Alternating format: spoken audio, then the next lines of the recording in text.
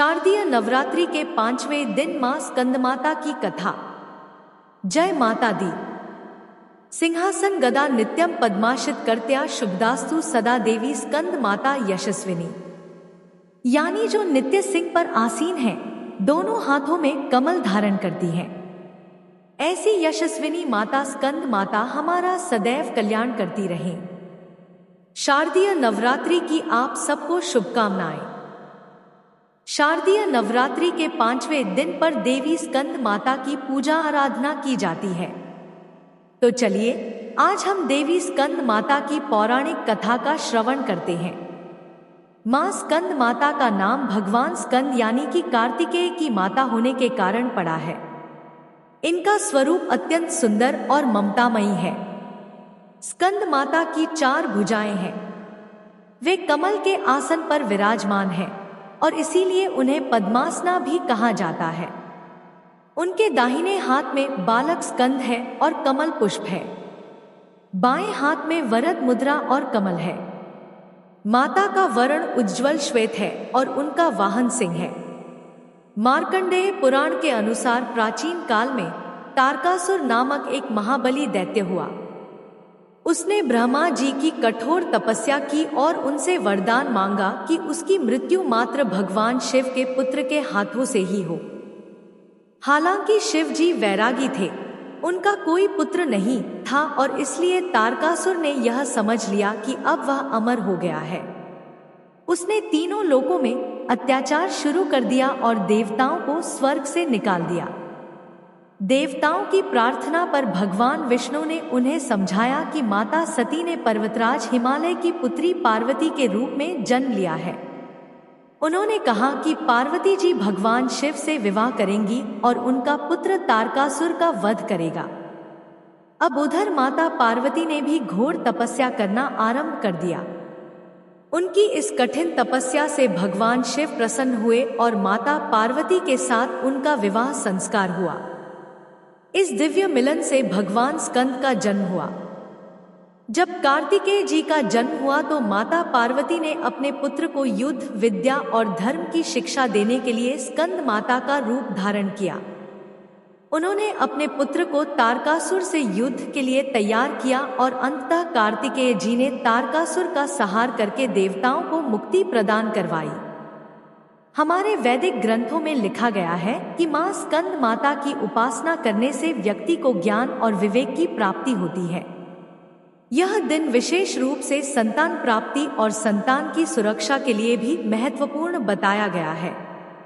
जो दंपत्ति निसंतान हैं, उन्हें नवरात्रि के इस 5वें दिन पर विशेष पूजा अर्चना करनी चाहिए।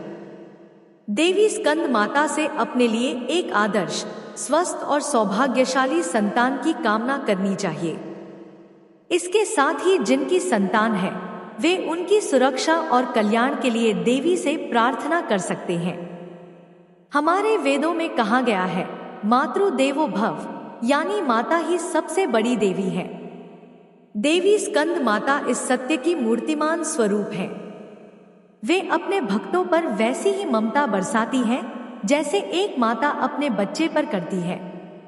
देवी स्कंद माता हमें सिखाती है कि मातृत्व केवल जन्म देना नहीं, अपितु संतान को सही राह दिखाना भी है, उसे धर्म और न्याय की शिक्षा देना भी है। आज के युग में जब बच्चे गलत मार्ग पर जा रहे हैं, तो माता पिता को देवी स्कंद माता का आशीर्वाद लेकर, उनसे प्रेरणा लेकर अपनी संतानों को एक योग्य वैदिक शिक्षा और संस्कार देने चाहिए।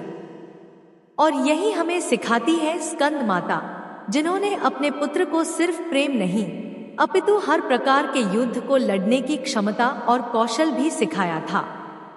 इसलिए प्रत्येक माता का कर्तव्य बनता है कि वह अपने संतान को भौतिक शिक्षा के साथ साथ आध्यात्मिक शिक्षा, अपने सनातन धर्म की शिक्षा और अपने पौराणिक संस्कारों की शिक्षा भी दे, नैतिक शिक्षा भी प्रदान करे, जिससे वह आने वाले समय में एक आदर्श समाज की रचना कर सके।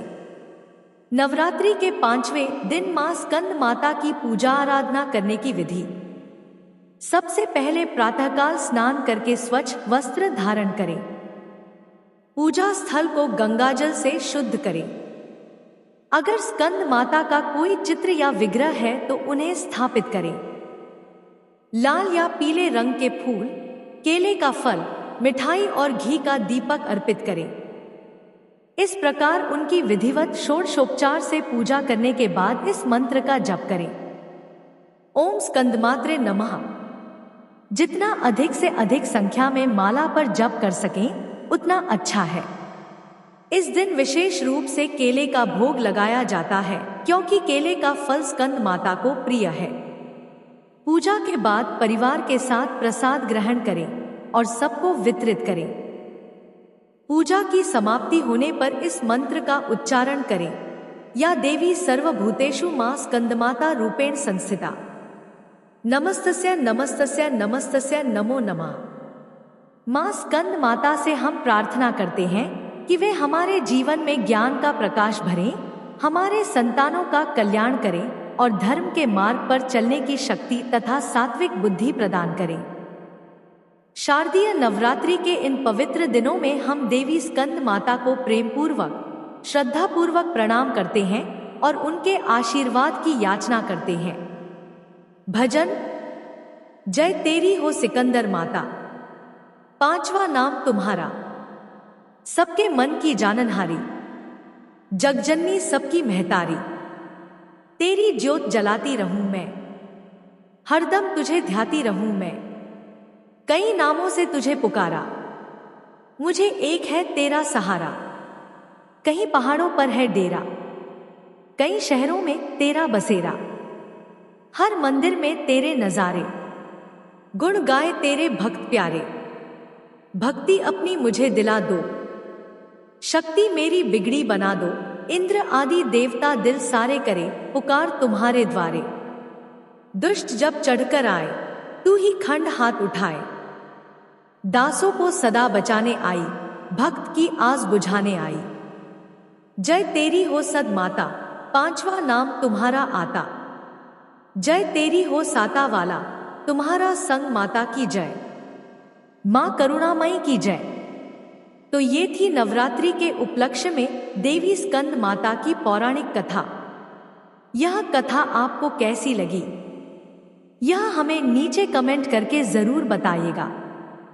और अगर अभी तक आपने चैनल सब्सक्राइब नहीं किया है तो क्या सोच रहे हैं, जल्दी से इस चैनल को सब्सक्राइब करिए, नोटिफिकेशन ऑन करिए ताकि आने वाली नवरात्रि कथाएं भी आपको सरलता से मिल जाएं।